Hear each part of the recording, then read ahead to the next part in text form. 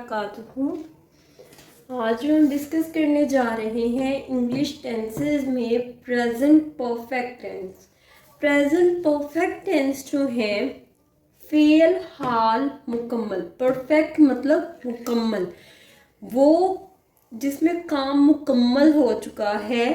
ठीक है, अब मुकम्मल हो चुका है, कर लिया है, ये क्या इंडिकेट करता है कि काम हो गया हुआ है। ठीक है, तो इसकी आइडेंटिफिकेशन क्या होगी? चुका है, लिया है, चुकी है, ली है, चुके हैं, लिए हैं वगैरह जुमले के आखिर में आएगा। जैसे उसने खत लिख लिया है, वो खत लिख चुका है। ठीक है, ये कौन से सेंटेंसेस हैं? ये प्रेजेंट परफेक्ट सेंटेंसेस हैं।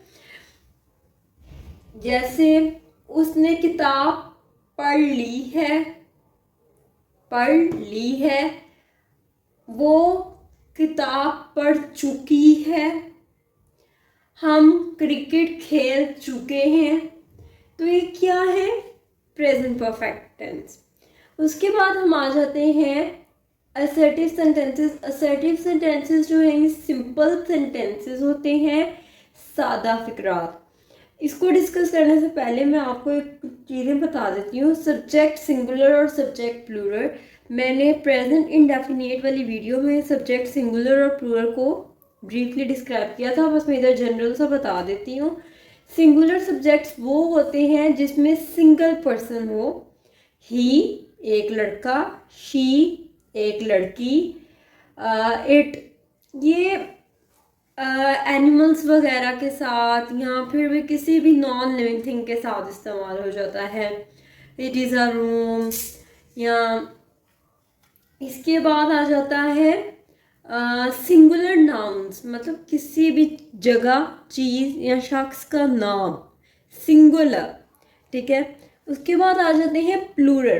प्लूरल जो है ये प्लूरल सब्जेक्ट्स इसमें आ जाते हैं। अब एक बात याद रखनी है, आई और यू ये एक एक्सेप्शनल केसेस हैं। आई और यू देखा जाए, आई मीन्स मैं, ठीक है, और यू मीन्स तुम ज़्यादा भी हो सकते हैं, आप लोग, ठीक है, यू ऑल। ठीक है, अब यू अगर सिंगुलर केस में बात की जा रही है, यू तब भी प्लूरल कंसीडर होगा और आई भी प्लूरल कंसीडर होता है। आई और यू जो है वो प्लूरल होते हैं, ये एक एक्सेप्शनल केस है। और दे ज्यादा लोग। प्लूरल नाउन्स वो भी जैसे दो शख्स के नाम, दो जगहों के नाम, दो चीज़ों के नाम। अगर हम लेटर कहेंगे, जैसे हम कहेंगे फॉर एग्जाम्पल अलिशबा, ठीक है, ये सिंगुलर नाउन है। अलिशबा एंड सबा ये प्लूरल नाउन्स हैं।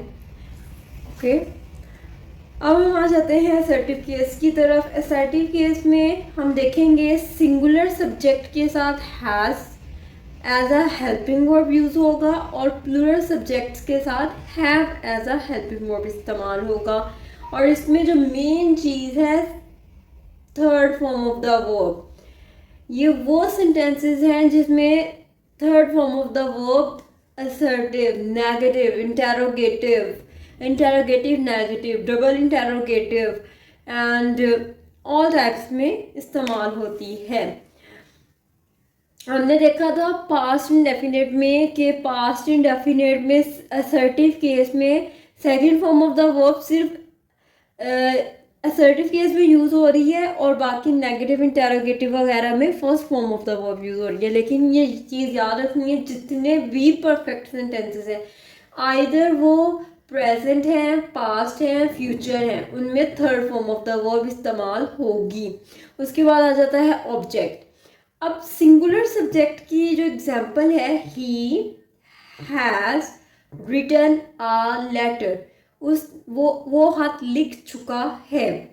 अब प्लूरल वी हैव रेड, इसको हम रेड पढ़ेंगे। क्यों? ये रीड की थर्ड फॉर्म जो है वो रेड होती है, लेकिन स्पेलिंग सेम होती है। We have read this book. Okay, ये असर्टिव केस हमारा इधर कंप्लीट हुआ। अब आ जाते हैं नेगेटिव केस की तरफ, मनफी, जिसमें मनफी अंदाज पाया जा रहा हो। मनफी अंदाज से क्या मुराद है? इनकार किया जा रहा हो, ठीक है, किसी चीज से मना किया जा रहा हो। He has not written a letter, ये तो एग्जाम्पल थी, सॉरी। सिंगुलर सब्जेक्ट के साथ हैज नॉट और वर्ब की थर्ड फॉर्म, ये दो चीज़ें मेन होती हैं हेल्पिंग वर्ब और फॉर्म ऑफ द वर्ब। और ये चीज़ भी याद रखनी है कि कौन से सब्जेक्ट के साथ कौन सा हेल्पिंग वर्ब इस्तेमाल होना है। कुछ सेंटेंसेस हैं जिसमें सिंगुलर हेल्पिंग वर्ब्स होते हैं, मतलब सिंगल होते हैं, वो सबके साथ लग रहे होते हैं, जैसे डिड है। जैसे इसके अलावा कौन से वाला है? डिड ही है बस। उसके बाद आ जाते हैं प्लूरल सब्जेक्ट्स के साथ हैव नॉट और वर्ब की थर्ड फॉर्म के साथ ऑब्जेक्ट।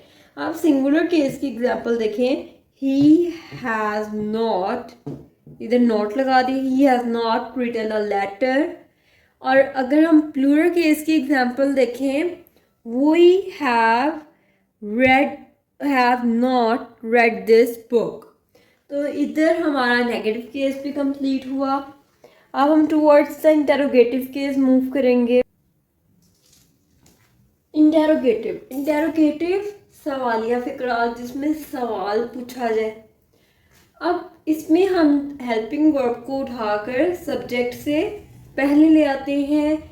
हम सेंटेंस के शुरू में हेल्पिंग वर्ब को इस्तेमाल करेंगे और helping verb as a interrogative word इस्तेमाल होगा। Has he written a letter, और क्वेश्चन मार्क कंपल्सरी है, मतलब हैज के बाद सब्जेक्ट, सब्जेक्ट के बाद वर्ब, वर्ब के बाद ऑब्जेक्ट। इनके अगर आपको स्ट्रक्चर्स याद हो जाते हैं तो एग्जाम्पल्स जिस भी तरह की आ जाए आप लोग इजीली मैनेज इनको कर सकते हैं। आगे आ जाता है have plus subject, verb and object. Have we read this book? Okay. Next, interrogative negative, मतलब जिसमें सवाल भी किया जा रहा हो और इनकार मनफी अंदाज भी पाया जा रहा हो। सवालिया मनफी फिक्रात कहलाते हैं। हैज के बाद सब्जेक्ट और सब्जेक्ट के बाद नोट आएगा। नोट को हम हैज नॉट सब्जेक्ट नहीं लगा सकते, हम लोग हैज सब्जेक्ट नॉट वर्ब की थर्ड फॉर्म और फिर ऑब्जेक्ट आता है। फिर इसी तरह have subject singular plural object,